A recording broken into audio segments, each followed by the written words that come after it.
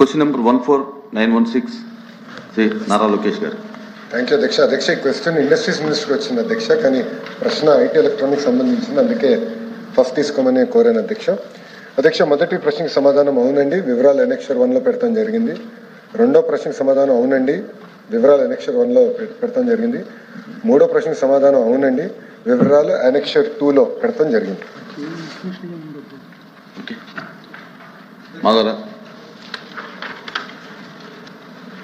గత 20 నెలల కాలంలో 99 పైసల చొప్పున పరిశ్రమలు, వాణిజ్య సంస్థలు మరియు ఇతర సంస్థలకు కేటాయించిన భూముల వివరాలు అడిగాను అధ్యక్ష.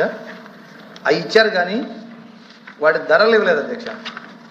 ఏ కంపెనీకి ఎన్ని ఎకరాలు ఇచ్చామనేది ఇచ్చారు కానీ వాటి ధరలు ఇవ్వలేదు. సంబంధించిన దానికి ప్రాతిపదిక ఏంటనేది కూడా అడిగాను అధ్యక్ష. మీరే చెప్పారు కదా 99 పైసలకి ఇచ్చారని. అదే అది కన్ఫర్మ్ చేయాలి కదా అధ్యక్ష. ధరలు లేవు దాంట్లో ఇచ్చిన ఆన్సర్లో. ఏ కంపెనీకి ఎన్ని ఎకరాలు ఇచ్చామని ఇచ్చారు, ఏ డేట్లు ఇచ్చామని ఇచ్చారు, కానీ ఏ ధరకి ఏ కంపెనీకి ఇచ్చారు అనేది లేదు అధ్యక్ష. అది నిజం అబద్ధం కూడా ప్రజలకు తెలియాలి కదా అధ్యక్ష. 99 పైసలకి అన్ని కంపెనీలకు ఇచ్చారా, కొన్ని కంపెనీలకే ఇచ్చారా, ఏంటనే వివరాలు కావాలి కదా అధ్యక్ష. అది మూడో క్వశ్చన్ అధ్యక్ష. మూడోది వచ్చి కుదుర్చుకున్న అవగాహన ఒప్పందాల వివరాలు, పరిశ్రమల వారీగా భూ కేటాయింపు మరియు ధరల వివరాలు కూడా అడిగాను అధ్యక్ష. ఆ ధరల వివరాలు రాలేదు అధ్యక్ష.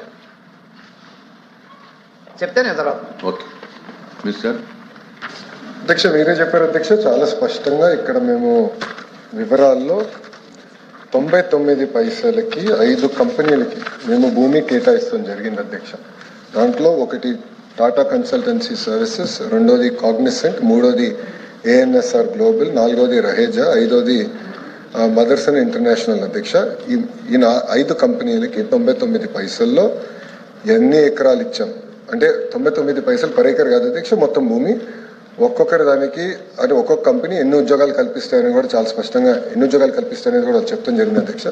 అధ్యక్ష, ఇక్కడ ఒక చిన్న కరెక్షన్ ఏంటంటే కాగ్నిసెంట్ ఒకటి ఎంఓయూ కుదిరించినప్పుడు భూమి కేటాయించినప్పుడు 8,000 ఉద్యోగాలు అనేది అఫీషియల్గా మేము అనౌన్స్ చేస్తాం కూడా జరిగింది అధ్యక్ష. కానీ గౌరవ ముఖ్యమంత్రి గారితో మీటింగ్ తర్వాత ఫౌండేషన్స్ ఉన్నప్పుడు అది 25,000 ఉద్యోగాలకి రివైజ్ అయింది సార్. అంటే 8,000 నుంచి 25,000కి రివైజ్ అయింది అధ్యక్ష.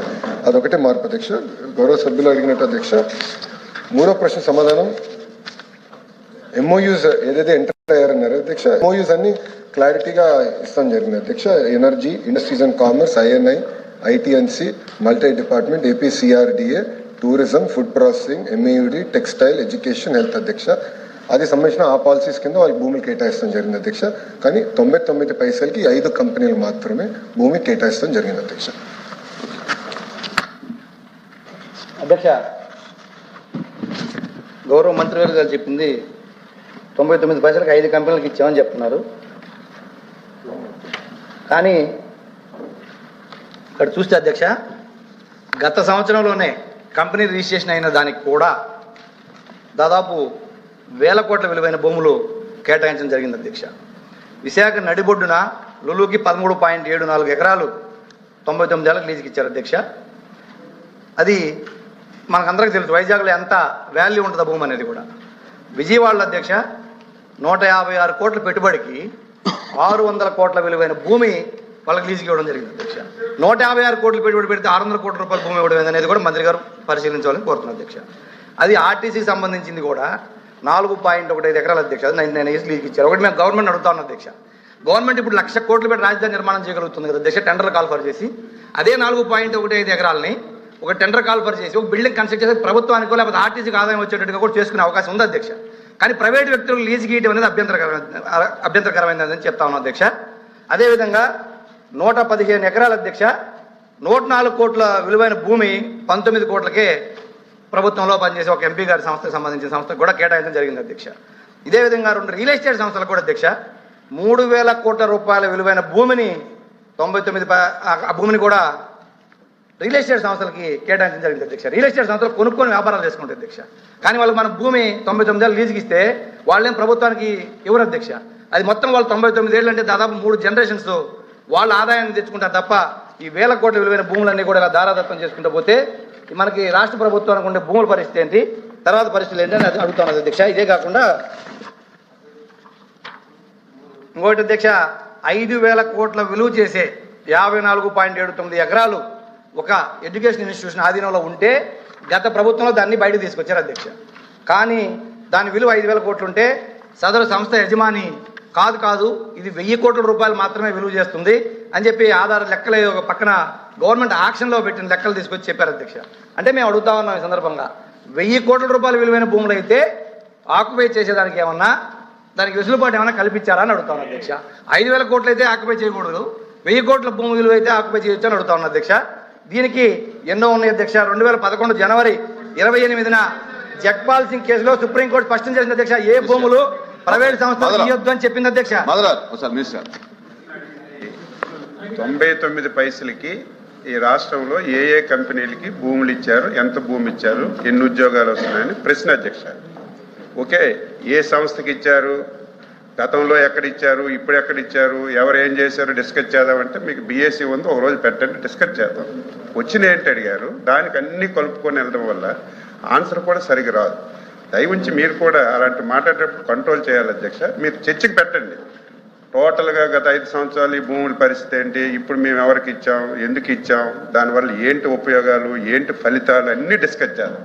ప్రస్తుతానికి సభ్యుడు క్లియర్గా అడిగింది 99 పైసలకి ఏ కంపెనీలకి ఎంత భూమి ఇచ్చారంటే మా మంత్రి గారు 5 కంపెనీలకి ఇచ్చాం, ఇంత భూమి ఇచ్చాం, ఇన్ని ఉద్యోగాలు వస్తున్నాయని చెప్పి స్పష్టంగా చెప్పారు. దానికి ఫర్దర్గా ఏముంటే అడగాలి తప్ప అన్నీ అడగమంటే మాకేం అభ్యంతరం లేదు. ఇది అయిన తర్వాత బీఎస్సీ మీరు పిలుస్తారు, అందరూ ఉంటారు, అందులో 1 గంట అరగంట డిస్కస్ చేయండి, పెట్టండి, డిస్కస్ చేద్దాం. ఎవరేం చేసాం మొత్తం డిస్కస్ చేస్తే అన్ని వాస్తవాలు ప్రజలకు తెలియజేద్దాం. అభ్యంతరం ఏమి లేదు. కానీ క్వశ్చన్కి కన్ఫర్మ్ కామని చెప్పి కోరుతున్నాం అధ్యక్ష. నేను అది అడిగింది ఎందుకంటే కుదుర్చుకున్న అవగాహన ఒప్పందాలు పరిశ్రమల వారికి భూ కేటాయింపులు అని చెప్పినప్పుడు రియల్ ఎస్టేట్ సంస్థ పరిశ్రమల కింద ఎలా వస్తుంది అధ్యక్ష? 5 కంపెనీకి ఇచ్చిన భూమి చెప్పండి. 99 పైసలకి 5 కంపెనీలు అని చెప్పారు. 5 కంపెనీలు కాకుండా ఇంకేం మీ దగ్గర అన్న సమాచారం ఉంటే చెప్పండి. అది అధ్యక్ష రియల్ ఎస్టేట్ కంపెనీకి ఇచ్చారు కదా, రియల్ ఎస్టేట్ కంపెనీలకి ప్రైవేట్ కంపెనీలకి ప్రభుత్వంలో భాగస్వామి కంపెనీలకు ఎలా ఇస్తున్నారని అడుగుతున్నాం అధ్యక్ష. క్వశ్చన్ లోనే ఉంది, ఆన్సర్ కూడా ఉంది అధ్యక్ష. అది చూసుకోమని చెప్పండి మంత్రి గారిని. మీరు ఇచ్చిన ఆన్సర్ లో కూడా రియల్ ఎస్టేట్ కంపెనీకి ఇచ్చామని ఉంది అధ్యక్ష. చూడండి అక్కడ లాస్ట్ లో 5 అధ్యక్ష వాళ్ళు అడిగిన దానికి నేను చూపిస్తున్నా అధ్యక్ష. ఏదైతే ఒక్క నిమిషం అధ్యక్ష, ఇది కూడా అధ్యక్ష. K Raheja corp real estate private limited కి 27 ఏకర్స్ ఇచ్చారు అధ్యక్ష. 99 పైసలకి ఇచ్చామని మంత్రి గారే చెప్తున్నారు. చెప్పారుగా. అదే అధ్యక్ష 27 ఎకరాలు 5 కంపెనీలు. అదే అధ్యక్ష ఆయన అడగొద్దంటున్నారు కదా. అధ్యక్ష మంత్రి గారే మాధవ్ గారు చాలా మొత్తం మేధావి అధ్యక్ష, అమెరికాలో కూడా చదివారు అనుకుంటా. అధ్యక్ష, హైదరాబాద్లో రహేజా మైండ్ స్పేస్ అని క్రియేట్ చేశారు. దాంట్లో 97 ఎకరాలు ఆనాడు చంద్రబాబు నాయుడు గారు వాళ్ళకి కేటాయిస్తే 21 బిల్డింగ్, దాంట్లో 10 మిలియన్ స్క్వేర్ ఫీట్ వాళ్ళు కడతాం జరిగింది అధ్యక్ష. ఈ ఒక్క మైండ్ స్పేస్లో 1,00,000 మంది ఒక ఐటీ రంగంలో పని చేస్తున్నారు. వీళ్ళు ఇప్పుడు రహేజా కానివ్వండి, ఏఎన్ఎస్ఆర్ ఏం చేస్తారంటే, ఇప్పుడు ఒక company GCC global capability centre create చేయాలనుకుంటే ఆ గ్లోబల్ కేపబిలిటీ సెంటర్ కావాల్సిన బిల్డింగ్లు భవనాలు కట్టి వాళ్ళకి అద్దెకిస్తాం జరుగుతుంది అధ్యక్ష. They are part of the ecosystem. ఇప్పుడు ఇక్కడ హైదరాబాద్లో ఉన్న మైండ్ స్పేస్లో ఎవరున్నారో ఒకసారి నేను వివరిస్తాను అధ్యక్ష. టెక్నాలజీ రంగంలో Amazon, Accenture, Cognizant, IMD, AMD కొన్ని పేర్లు చదువుతున్నారు అధ్యక్ష. ఫైనాన్స్ రంగంలోకి వచ్చగల JP Morgan Chase, bank of America, HSBC, UBS అధ్యక్ష. టెలికాం సంబంధించి వెరైజన్, వోడాఫోన్ లాంటి సంస్థలు ఇక్కడ ఆల్రెడీ వాళ్ళ ఆఫీసులు పెడతాం జరిగింది అధ్యక్ష. మా లిఫ్ట్ పాలసీ అందరు చాలా స్పష్టంగా ట్రాన్స్పరెంట్గా వీళ్ళకి ఇస్తాం జరిగింది అధ్యక్ష. ఇంకో కంపెనీ కూడా ఉంది అధ్యక్ష, ఏఎన్ఎస్ఆర్ అని. ఎవరో సభ్యులు కంపెనీ గురించి తెలియకపోవచ్చు. ఏఎన్ఎస్ఆర్ అన్న కంపెనీ కూడా అధ్యక్ష, వీళ్ళు కూడా వాళ్ళు they design, build, manage and scale global capability centres అధ్యక్ష. వాళ్ళతో సుమారుగా నేను 3 జూమ్ కాల్స్ పెట్టుకున్నాను. జూలై 8వ తారీఖు నాడు, అంటే 2025 నేనే పర్సనల్గా వాళ్ళ ఆఫీస్కి వెళ్ళి వాళ్ళు బెంగళూరులో కట్టిన జీసీసీ సెంటర్ని ఒక సిటీలా కట్టారు అధ్యక్ష.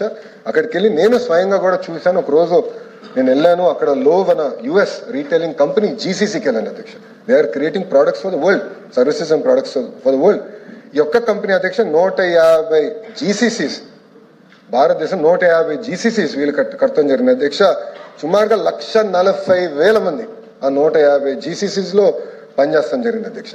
అధ్యక్ష, పెప్సీ, మ్యారియట్, అదేవిధంగా Target, Lowe's, Delta Airlines, Wells Fargo, Best Buy, HNM, ఇలా అనేక కంపెనీలు జీసీసీ వీళ్ళు కడతాం జరిగింది అధ్యక్ష. సో ప్రతి పాలసీ, ప్రతి కంపెనీని థరోగా రివ్యూ చేసి ఎస్ఐపిసి అని ఉంటుంది అధ్యక్ష, అక్కడ అధికారుల కమిటీ అధ్యక్ష, దాని తర్వాత ఎస్ఐపిబి ఉంటుంది అధ్యక్ష, the group of ministers committee అధ్యక్ష, దాని తర్వాత క్యాబినెట్కి వస్తుంది. క్యాబినెట్లో డిస్కస్ చేసిన తర్వాత క్యాబినెట్ అప్రూవల్తోనే ఇవన్నీ చేస్తాం జరుగుతుంది అధ్యక్ష. ఇక్కడ ఈ 99 పైసలకి గతంలో కూడా నేను ఛాలెంజ్ చేశాను అధ్యక్ష, ఇదే హౌస్లో వేరే కంపెనీల పేర్లు తీసుకొచ్చారు. ఆ రోజు ఛాలెంజ్ చేసి ఆ కంపెనీకి ఇచ్చారని మీరు నిరూపిస్తే I'm ready to resign on this floor of this house అని ఆనాడు నేను చెప్పాను అధ్యక్ష. తీసుకురాలేకపోయారు. ఇచ్చిన ప్రతి కంపెనీ కూడా క్రెడిబిలిటీ ఉన్న కంపెనీ, బ్యాక్గ్రౌండ్ ఉన్న కంపెనీ తప్ప ఎవరు అయానా గయానా పోతే ఇచ్చడానికి మేము సిద్ధంగా లేము అధ్యక్ష. ఇంకా క్లోజ్ చేయండి. ఏంటి కుదరదు, ఏంటి కుదరదు? మీకు ఏదైనా మీకు ఏదైనా క్లారిఫికేషన్ ఉంటే అడగండి. మంత్రి గారు చెప్పిందా? No discussion.